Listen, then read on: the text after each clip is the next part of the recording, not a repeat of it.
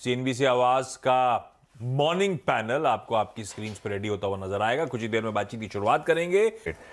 सचिन के पास चलते हैं। Sachin, good morning. सचिन, बताइए आपकी trade. Good morning Amar ji, good morning Ashish ji. Good morning. यहाँ पर मैं एक कॉन्ट्रा ट्रेड लेना चाहूंगा बीपीसीएल पे। जिस तरीके से अभी तक एक lower top lower bottom sequence चल रही थी, पिछले 5 हफ्तों से ये स्टॉक काफी दबाव में रहा था, बट पिछले हफ्ते का डेटा थोड़ा सा इंटरेस्टिंग है। एंड कहीं जाकर मुझे यहाँ पे अनवाइंडिंग ऑफ पोजीशंस नजर आ रही है। एक अच्छा बेस 340 345 के जोन में बना है। तो ओवरऑल स्ट्रक्चर देखे तो एक फॉलिंग सीक्वेंस में डिक्लाइनिंग वेज फॉर्मेशन है जो एक मैच्योर स्टेजेस पे है। एंड जैसे ही स्टॉक 355 356 के लेवल्स निकाल देगा, वहां से एक काफी अच्छी शानदार रिकवरी वाली मूव नजर आनी चाहिए। एंड उसी लिहाज से यहाँ पर खरीदारी करने की सलाह होगी बीपीसीएल के फ्यूचर्स में। स्टॉप लॉस आप 344 पे लगाए ऑन क्लोजिंग बेसिस। इंट्राडे के लिहाज से या 1 से 2 दिनों में मुझे लग रहा है कि 360 के आसपास के स्विंग्स बन सकते हैं। बट पोजिशनली एक्सपेक्टेशन यही होगी कि ये जो लो टॉप लो बॉटम सीक्वेंस है, वहां से एक काफी शानदार ट्रेंडिंग अपवर्ड मूव नजर आनी चाहिए 380 के लक्ष्य के लिए। यहाँ पर खरीदारी करनी है बीपीसीएल में। 344 होगा trading stop loss, 360 trading target. और पोजिशनली मुझे लग रहा है 380 385 तक के स्विंग भी बन सकते हैं अगले कुछ हफ्तों में। बीपीसीएल खरीदिए भाई इस स्टॉक को। रिकैप कर दूंगा आगे। ऐसे में चार्ट्स पे कैसा place Sachin? Reliance industries. Ashish ji, clearly पिछले हफ्ते से जो एक वीकनेस नजर आ रही है, 2500 का एक इम्पोर्टेंट सपोर्ट जोन था, वो इसने कॉन्फिडेंटली क्लोज कर दिया था। एंड प्लस फ्राइडे में भी जो फॉलो थ्रू एक्शन हुई थी एक पुल बैक होने के बाद, तो थोड़ा सा डेटा यहाँ पर थोड़ा सा स्लाइटली नेगेटिव प्लेस ही है। इनफैक्ट मुझे लग रहा है कि थोड़े से स्लिपेजेस हो सकते हैं। 2400 2430 के आसपास का जो क्लस्टर है, मुझे लग रहा है वो वापस एक बार रिविजिट होगा।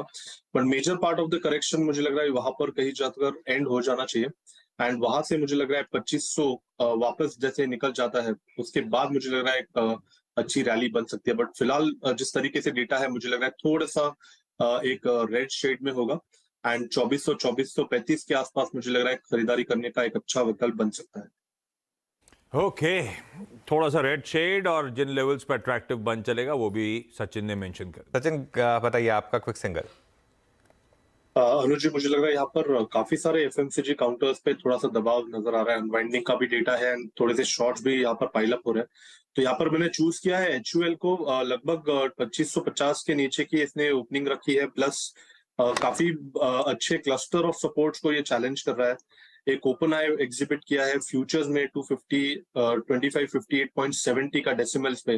तो मुझे लग रहा है 2560 के स्टॉप लॉस के साथ यहाँ पर इंट्राडे के लिहाज से फ्रेश शॉर्ट पोजीशंस डिप्लॉय करने चाहिए। एंड मुझे लग रहा है 2520 के आसपास का स्विंग कंफर्टेबली बनना चाहिए। एक मेजर सपोर्ट है 2500 के आसपास का, मुझे लग रहा है वो भी रिविजिट होगा। तो यहाँ पर बिकवाली करनी है एचयूएल के फ्यूचर्स में। 2560 स्टॉप लॉस होगा एंड 2510 का इंट्राडे का टारगेट होगा। काम करते हैं, आपको अब 4 का चौका ट्रेड का स्टार्ट करते हैं। सचिन, सबसे पहले आपके पास आ रहे हैं सस्ता ऑप्शन ट्रेड के लिए।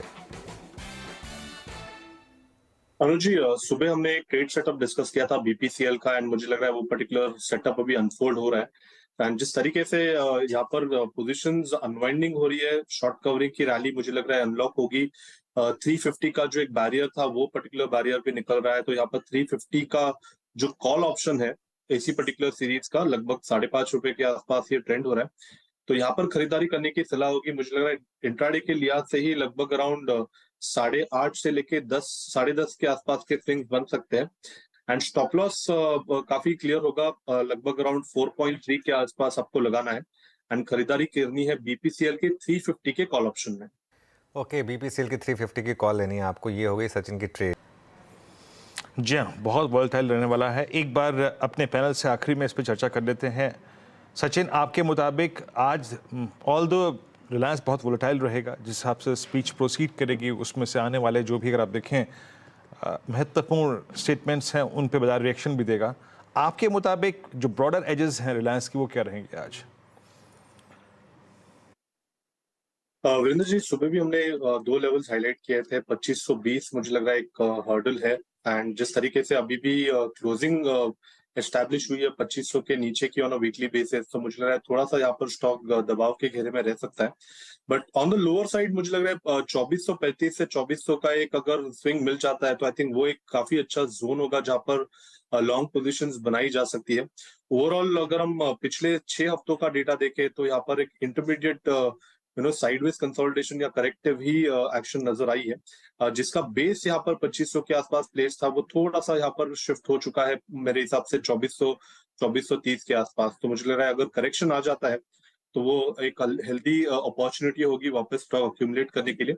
एंड मोमेंटम के लिहाज से मुझे लग रहा है मोमेंटम 2520 के ब्रेकआउट के बाद ही चेस करना चाहिए। चलिए, सचिन के पास एक फ्रेश कॉल है शायद। सचिन, बताइए क्या पिक किया? अनुज जी, यहाँ पर मारुति का डेटा प्राइस एक्शन पे अच्छा नजर आ रहा है। इनफैक्ट इसने जिस तरीके से पिछले प्रीवियस डे स्विंग लो के ऊपर ही अपनी ओपनिंग मेंटेन की है, प्लस जिस तरीके से 9600 के आसपास के लेवल्स को ये अप्रोच कर रहा है, तो मुझे लग रहा है यहाँ पर एक अच्छा मोमेंटम बन सकता है।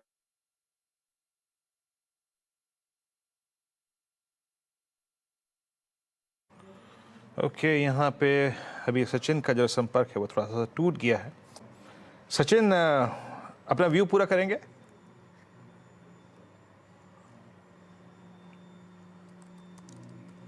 वीरेंद्र जी, स्टॉक मैंने चूज किया है मारुति का, एंड जिस तरीके से इसने अपनी ओपनिंग मेंटेन की है प्रीवियस डे स्विंग लो के ऊपर की, एंड प्लस अपने 5 and 20 day exponential moving average को ये कन्वर्ज कर रहा है, तो मुझे लग रहा है यहाँ पर मोमेंटम काफी ड्यूरेबल होना चाहिए।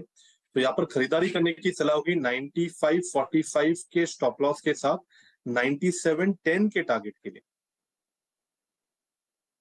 मारुति सुजुकी यहाँ पर इस समय बाय करना है आपको। अच्छे मोमेंटम यहाँ पर आ रहे हैं। बाय द वे, सचिन को लेकर आते हैं एक बार अब स्क्रीन पर। सचिन, पहले तो आपकी वो बीपीसीएल की कॉल का ऑलमोस्ट फर्स्ट टारगेट आ गया है, उस पर एक अपडेट दे दीजिए। उसके बाद आपकी फ्रेश कॉल्स इस समय की।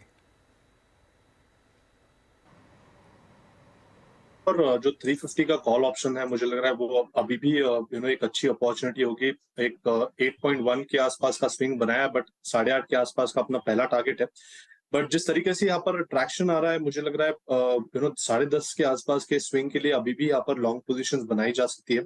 Overall OMC as a pack में ही काफी अच्छी हलचल नजर आ रही है। मुझे लग रहा है ये शॉर्ट कवरिंग वाली मूव काफी अच्छी तरह सस्टेन होगी, तो यहाँ पर अभी भी खरीदारी करने की ही सलाह होगी। स्टॉप लॉसेस मैं वहीं पे रखूंगा 4.3 के आसपास के, एंड अगर डिक्लाइंस मिलते हैं तो वापस यहाँ पर खरीदारी करने की ही सलाह होगी।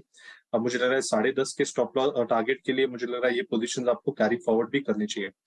जहां तक दो फ्रेश ट्रेड्स का सवाल है, मुझे लग रहा है ओएमसीज बास्केट में ही एचपीसीएल का भी डेटा काफी इंटरेस्टिंग है। 260 के आसपास का एक सपोर्ट बेस इसने अच्छी तरह मेंटेन किया है, एंड प्लस शॉर्ट टर्म में या 30 मिनट चार्ट पे अगर देखें तो वहां पर एक cup and handle formation exhibit हो रहा है। तो इमीडिएट बेसिस में मुझे लग रहा है ड्यूरिंग द डे 272 के आसपास का स्विंग बनना चाहिए एचपीसीएल में, तो यहाँ पर भी खरीदारी करनी है 261.50 के स्टॉप लॉस के साथ। 272 इंट्राडे टारगेट होगा, बट पोजिशनली यहाँ पर भी मुझे लग रहा है 285 के आसपास के स्विंग्स बन सकते हैं एक हफ्ते का अगर हम नजरिया रखें तो। ऑन द शॉर्ट साइड जिस तरीके से डेटा ट्रेंड में नजर आया है, मुझे लग रहा है वहां पर थोड़ा सा दबाव बन सकता है। पिछले हफ्ते में एक हैंगिंग मैन फॉर्मेशन यहाँ पर एग्जिबिट हुआ था फ्राइडे के सेशन में, इसके नीचे की कंफर्मेशन क्लोजिंग भी आ चुकी थी, एंड जिस तरीके से 2000 का क्लस्टर सपोर्ट डेटा यहाँ पर ब्रीच हो रहा है, तो मुझे लग रहा है यहाँ पर फ्रेश शॉर्ट पोजीशंस ऐड किए जा सकते हैं। ट्रेडिंग के लिहाज से 1950 का टारगेट होगा, एंड स्टॉप लॉस आप 2030 के आसपास ही लगाए, एंड मुझे लग रहा है यहाँ पर थोड़ी सी वीकनेस आ सकती है ड्यूरिंग दिस पर्टिकुलर वीक। तो ये पर्टिकुलर ट्रेड सेटअप हमने हमारे क्लाइंट्स को भी रिकमेंड किया है, तो ये मेरा डिस्क्लोजर होगा। एंड जिस तरीके से पैटर्न कंफर्मेशन है, मुझे लग रहा है थोड़े से यहाँ पर एक पुल बैक या फिर एक नेगेटिव मूव यहाँ पर अनलॉक हो रही है।